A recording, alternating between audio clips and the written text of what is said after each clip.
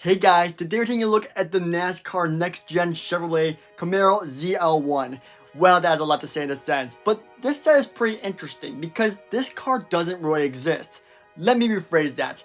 It doesn't exist in this car scheme. You see, this car has been designed, and yes, it does exist in real life, but I've looked on Google and a bunch of other places, and I didn't see anything that resembled this car whatsoever, at least in this car scheme. So today we're going to be taking a look at the Camaro and see if it's really worth that $27 price point. But before we get into this video, I wanted you guys to know where to find these sets early like I did because, personally, I feel like everyone should be able to share the joy of getting a J.I. Bob Starfire early. So some of these sets I've been able to find at Target, Walmart, Meijer, etc. They're just everywhere. They're just out right now, especially in Illinois if you're in the Illinois area. So make sure you go check your stores because they're out right now. All that I ask for is you guys please smash that like and subscribe button down below because we are trying to get to 7K. We're almost there. We just need a few more subs and we'll be right over 7K. So please make sure to smash that like and subscribe button down below. With that said, let's get into the video. Taking a look at the Camaro as a whole, I do like it, but let's take a look at the finer details because there's some things that have to be worked out. Taking a look at the back of the set, it looks pretty good, I gotta say, but I don't love the fact that we have stickers once again.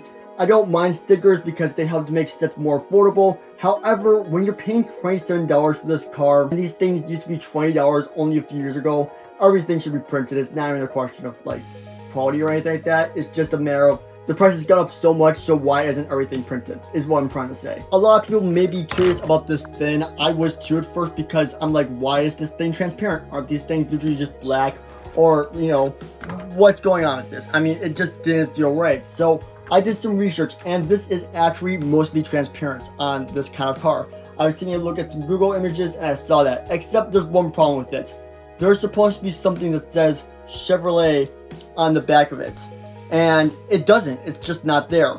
That is something that definitely needs to be printed on there to make this work. Otherwise, it just looks like a plastic tail fin, not like glass or anything like that. It just looks like it doesn't look like it belongs. You know what I'm trying to say? It just feels off to me, and I really don't love that feature of this car. In my opinion, if they weren't going to put the Chevrolet logo on there, they had to just make it black, make it look, so it looks good. I mean, right now, this just looks off, though. It just feels so off, and it throws off the whole car, which I just don't love about the set.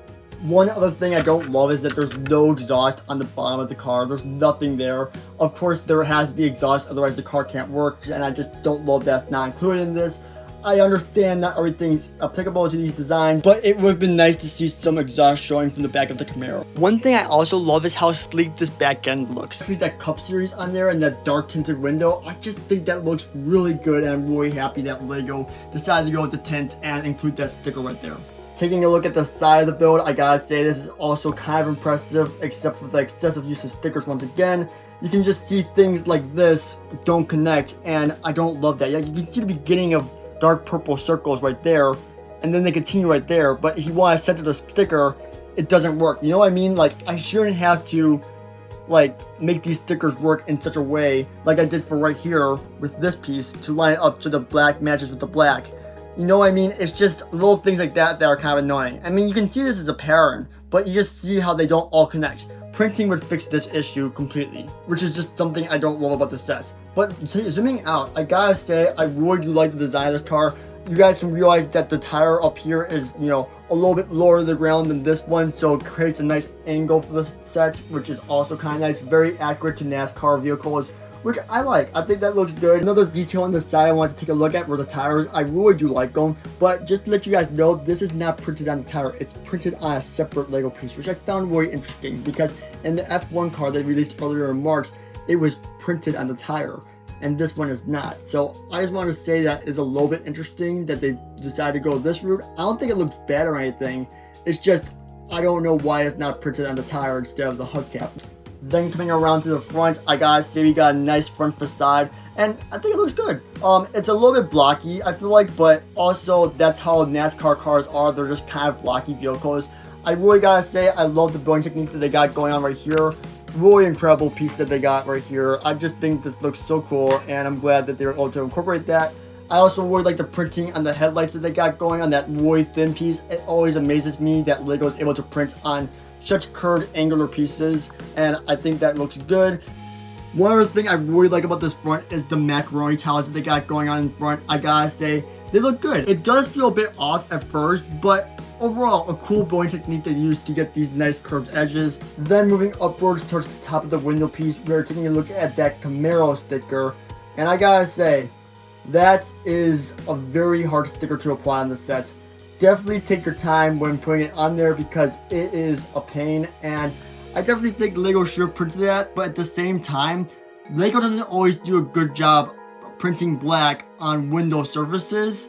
It sometimes becomes a bit grainy, so I understand why they didn't print the Camaro logo on the windshield, but then again, the sticker doesn't even fit properly. If you can kind of tell right here, you can kind of see that there's a gap between the sticker and the top of the window piece, and I got the top of the window pieces on each edge, but there's a gap there, so it doesn't even match that properly, which I don't love. Taking a look at the interior, I can really see there was a lot of detail, put into this. I really love the red piece sticking out at the very bottom right there, and then the rebar they got supporting the top of the chassis. Also really like the dashboard they got going, and that upside down piece. I forgot what it's called, but it's basically looks like a calculator. I think that works perfectly for what's inside a NASCAR car, and I think that just works. It looks good. I mean, it looks like an actual interior of a NASCAR race car, which looks great, and I'm more than happy that LEGO decided to take the time on this interior and make it great. Taking a look at the minifigure, I gotta say this does look pretty good with the race car. There's only one exclusive torso, which doesn't make the figure anything great, but you're buying this set for the, set. You're not buying it for the minifigure in these kind of NASCAR sets. I mean, maybe you are for the Ferrari torso and the Ferrari, but yeah. Also, I just wanted to mention that this set only had one wrench in the set compared to the F1 Ferrari that had 2 wrenches in the set, so just a little heads up if you're a wrench collector or something, I don't know. Taking a look at the back printing, there's nothing really special there. And this is how he looks with his hair on. And then for your extra piece fans, this is what you get as well. You get this little lot of parts. You get an extra transmission piece right here, and you get a little windshield. Nothing crazy, but just, there you go. There's your extra parts for those people who really care about that kind of stuff. For my closing thoughts on this set, I gotta say, I really do like this set. I think it looks good. It's just, there's a few things I wish would be fixed, like the windshield piece has to be fixed. Like this sticker, it needs to be better. And then with this back tail piece, I think there needs to be some work done there. And clearly with the sticker work, I'm always not gonna be happy with it, considering these cars are now $27 each, which is just insane to me because these cars used to be $20 only like 2 or 3 years ago. So not too happy about that, but overall for the build and like the design and the effort they put into the interior, I gotta say this is a really good set, which is why I'm gonna give this a rating of like 8.4 out of 10. I mean, this is still a really good car. I feel like this car achieved everything it was trying to achieve compared to the Formula 1, which didn't conquer every single angle it needed, like these parts right here. So let me know what you guys think about this Camaro down below in the comments. Will you be picking this up? Will you be waiting for a sale? Personally, I would wait for a sale because you can get things cheaper, and I don't see this necessarily as a day one buy. But let me know what you guys think about this set down below in the comments, and I'll see you all in the next one. Peace out and goodbye.